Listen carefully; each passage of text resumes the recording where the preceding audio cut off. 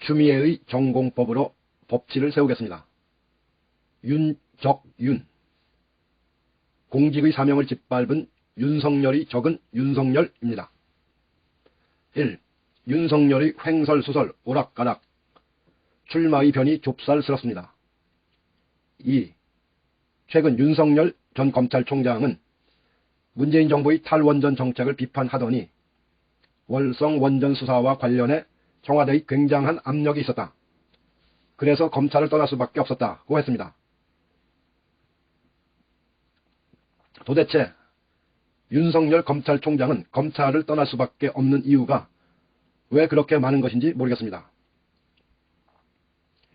경향신문 인터뷰에서는 검수완박 중대범죄수사청을 설치하려고 해서 검찰을 떠났다고 말을 바꿨습니다. 3. 게다가 입법기관도 아닌 김경수 경남도지사를 끌어다 붙여 대통령을 끌어들이려고 했습니다. 그러나 야당 의원도 수사청 설치 입법을 발의했고 수사 기소 분리는 민주적 사법질서의 상식입니다. 4. 지속적으로 정권에 탄압받는 피해자 코스프레는 덩치에 맞지 않습니다.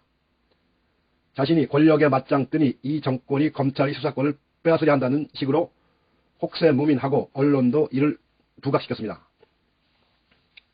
그러나 검찰총장의 법률관이 참으로 유치합니다.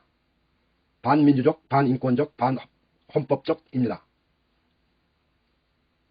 정권 탄압 피해자가 아니라 검찰개혁 부적응자입니다. 5. 정치 중립성이 위중한 자리에 앉아 호시탐탐 정치하겠다는 야망을 숨기지 않았기에 정치 중립성 위반이 중대한 징계 사유의 하나였습니다. 역대 어느 정권보다 가장 많은 자율성과 독립성을 보장해주고 못할 것 없이 다 해봤던 사람이 마치 핍박받아서 나간 것처럼 했던 것입니다.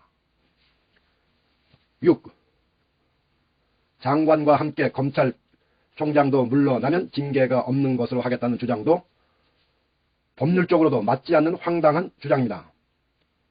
징계 여부 결정은 독립적으로 운영되는 징계위원회에 있는 것이고 청와대의 권한이 아닙니다.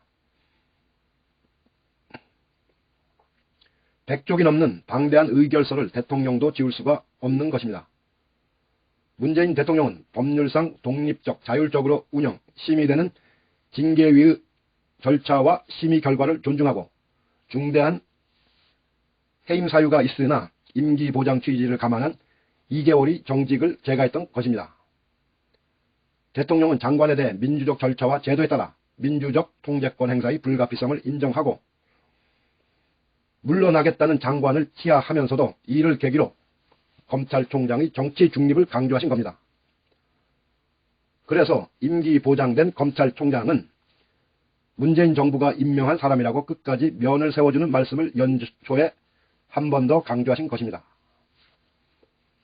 7. 그러함에도 이에 대한 헌법상, 법률상 의무를 저버리고 정치 무대로 뛰어들면서 대통령의 신임마저 저버린 배은망덕한 행위를 한 윤석열 총장은 역사의 심판을 피할 길이 없어 보입니다. 주미애.